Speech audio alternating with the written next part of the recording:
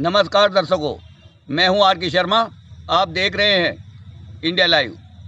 आइए आपको ले चलते हैं संसद भवन, जहां पर आम आदमी पार्टी के राज्यसभा सांसद श्री संजय सिंह ने महामारी के ऊपर क्या भाषण दिया, दिखाते हैं आपको।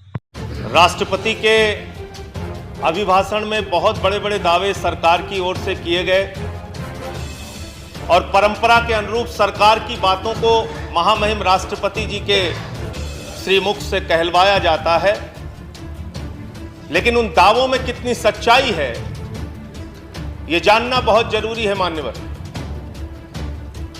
और हम बात शुरू करते हैं 12 नंबर का पॉइंट जो है, जिसमें यह कहा गया कि मेरी सरकार राष्ट्र निर्माण की उस सोच के प्रति संकल्पित है जिसकी नींव 2014 में रखी गई। 2014 में भारत के राष्ट्र निर्माण की नींव रखी गई मान्यवर। इसका मतलब बाबा साहब भीमराव अंबेडकर का इस राष्ट्र के निर्माण में कोई योगदान नहीं, राष्ट्रपिता महात्मा गांधी का इस राष्ट्र के निर्माण में कोई योगदान नहीं। इसका मतलब पंडित जवाहरलाल नेहरू का इस राष्ट्र के निर्माण में कोई योगदान नहीं, लाल बहादुर शास्त्री जी का इस राष्ट्र के निर्माण में कोई योगदान नहीं, चौधरी चरण सिंह जी का इस राष्ट्र के निर्माण में कोई योगदान नहीं।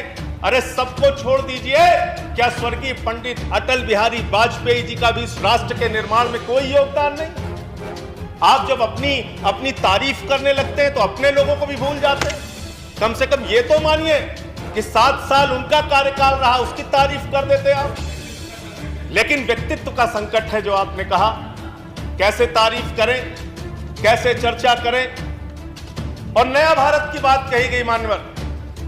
निश्चित रूप से नया भारत बना है और कुछ लोग ऐसी टिप्पणी भी करते हैं जो मेरी समझ में नहीं आता।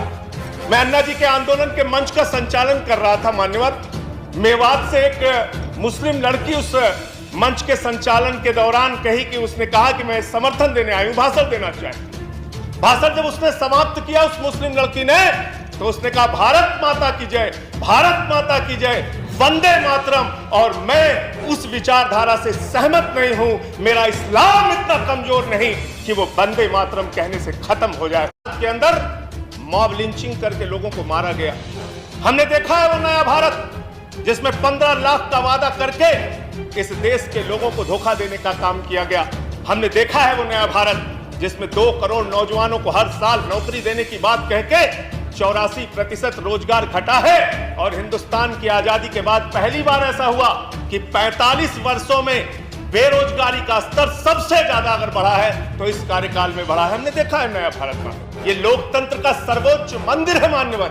और इस सर्वोच्च मंदिर में जय श्री राम का कोई नारा लगा रहा है, कोई अल्लाह अकबर का नारा लगा रहा है, कोई जय मां काली का नारा लगा रहा है, कोई राधे राधे का नारा लगा रहा है। आप इन नारों से खुश हो सकते हैं, ये लेकिन धर्म के प्रचार का अड्डा नहीं है। ये मुल्क के संविधान की रक्षा का अड्डा है। वंदे मातरम पे सवाल उठाते हैं, मुसलमानों की देशभक्ति पे आप सवाल उठाते हैं। मेरा इस्लाम इतना कमजोर नहीं कि वो वंदे मातरम कहने से खत्म हो जाए। इस तरह की सोच के लोग हिंदुस्तान में रहते हैं। ये विविधता में एकता वाला देश है।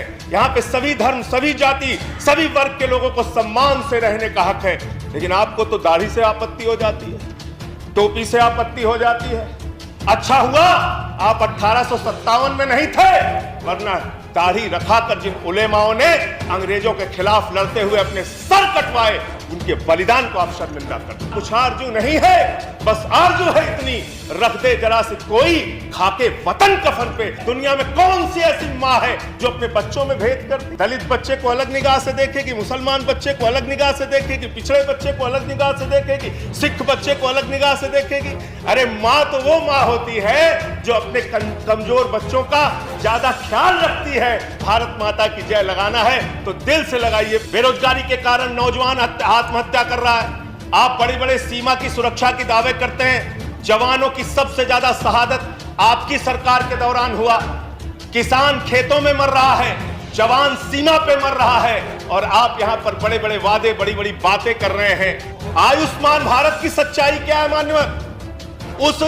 उस योजना में आपने इतनी शर्तें लागू कर दी कि अगर आपके घर में मोटरसाइकिल है तो आयुष्मान योजना का लाभ नहीं मिलेगा। अगर आप ठंडा पानी पीते हैं, फ्रिज आपके घर में है तो आयुष्मान योजना का लाभ नहीं मिलेगा। हिंदू और मुस्लिम के एहसासात को मत छेड़िए, अपनी कुर्सी के लिए जज्बात को मत छेड़िए। हम में कोई हूड़ है, कोई शक, कोई मंगोल है, दफन है जो बात, अब उस बात को मत छेड़िए। अगर गलतियां बाबर ने की, चुम्बन का घर फिर क्यों जले।